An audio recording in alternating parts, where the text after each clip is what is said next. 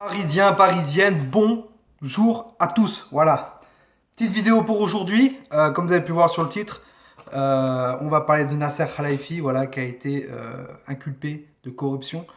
Juste avant ça, on recommence à redescendre un tout petit peu du match face à Dortmund. Alors beaucoup de personnes me diront t'en fais un peu trop, il y a le match retour, etc. Mais quand tu as vu le match et que le Paris Saint-Germain n'a rien proposé et qu'il y a des gens qui se basent juste sur le score de 2-1 en disant mais ça inquiète, c'est pas très grave. Non. Moi, je m'inquiète pour le jeu de mon équipe. Je m'inquiète de mon équipe de A à Z et je ne me tiens pas au score. Voilà. Surtout, c'était juste la petite aparté du match face à Dortmund en Ligue des Champions. Donc, on va parler de Nasser Khelaifi, voilà, le président du Paris Saint-Germain qui a été poursuivi pour corruption, voilà, par la justice suisse, inculpé. Voilà, inculpé à des investigations concernant l'attribution des droits médias de plusieurs tournois, donc des tournois au tennis, surtout le tournoi au Qatar, et à la Coupe au Qatar en 2026. J'ai une petite fiche, j'ai fait une petite analyse, j'ai cherché, j'ai bossé juste avant de vous faire cette petite vidéo quand même, pas, pour pas arriver comme ça en bégayant comme un. Donc bon. L'avocat de Nasser Khelaifi a pris la parole en disant que non, il n'est pas poursuivi pour corruption. Voilà. Les droits médias a été abandonné. Accusation qui n'a pas été trop solide, vraiment une accusation, c'est comme si que voilà, je te disais à un de mes voisins, ouais, t'as volé ou t'as percé mon pneu alors que j'ai pas de preuve, tu vois, il n'y a pas de preuve donc il n'y a rien. Tout a été négocié dans les règles pour les droits médias, voilà, pour la Coupe du Monde au Qatar et pour les tournois de tennis qui se passent au Qatar. Voilà. Savez-vous que Nasser Khelaifi fait plusieurs jobs, il n'est pas que au Paris Saint-Germain, il n'est pas que président du Paris Saint-Germain. Voilà, il est président de autre chose.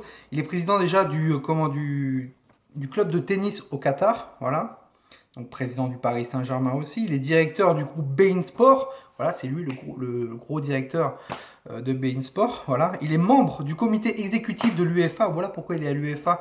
Voilà, et donc il représente l'association européenne des clubs à l'UEFA. Donc, voilà, c'était le petit aparté sur Nasser, parce que beaucoup de personnes me diront non, mais Nasser il s'occupe que du Paris Saint-Germain. Non, il ne s'occupe pas que du Paris Saint-Germain.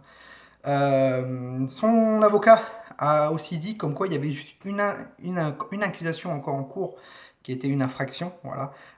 C'est d'avoir incité Jérôme Valk à ne pas restituer à la FIFA de prétendus avantages pour les Coupes du Monde de 2026, ouais, je crois, 2020, ouais, 2026 et 2030.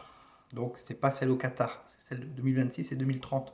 Donc voilà, accusation qui manque de sérieux pour lui, qui risque d'être aussi passée, euh, cette infraction, envers monsieur Jérôme Valk, qui travaille donc à la FIFA.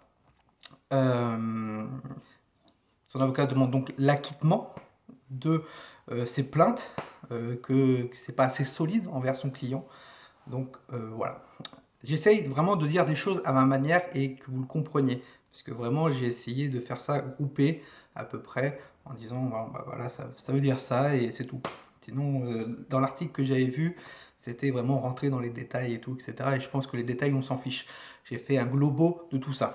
Donc, Nasser a pris la parole sur un communiqué en disant que je suis satisfait de je suis satisfait de toutes les accusations de corruption en lien avec les Coupe du Monde 2026 et 2030 qui ont été abandonnées. Donc voilà, le mec très serein, il dit ok, bah, moi je suis très content que toutes ces accusations là qui étaient envers moi aient été abandonnées parce que moi je me reproche rien. Donc voilà, dites-moi en commentaire vous ce que vous en pensez vraiment. Moi je pense que voilà, déjà les médias ils ont balancé ça parce que le Paris Saint-Germain actuellement est en mauvaise passe.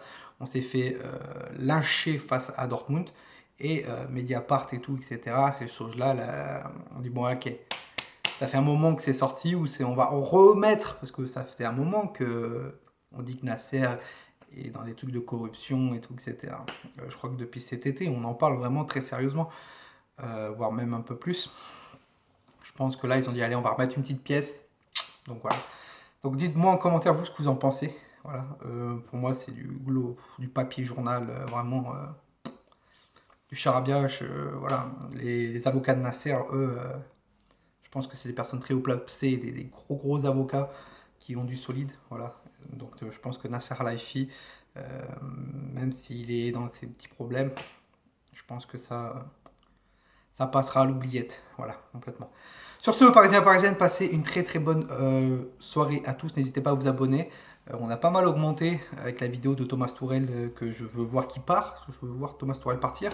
Et le débriefing du match face à Dortmund. Donc voilà, sur ce, restez là toujours, likez la vidéo, abonnez-vous si vous n'êtes pas abonné et n'hésitez pas à activer la cloche, comme ça vous aurez une notification quand une de mes vidéos sortira.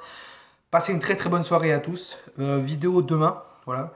Je suis même pas sûr si je regarderai Bordeaux, tu vois, Bordeaux-Paris, je suis pas sûr, ou Paris-Bordeaux, je suis pas sûr parce que voilà. Sur ce, passez une très bonne soirée à tous. C'était Tono. Ici c'est Paris et Paris, c'est magique.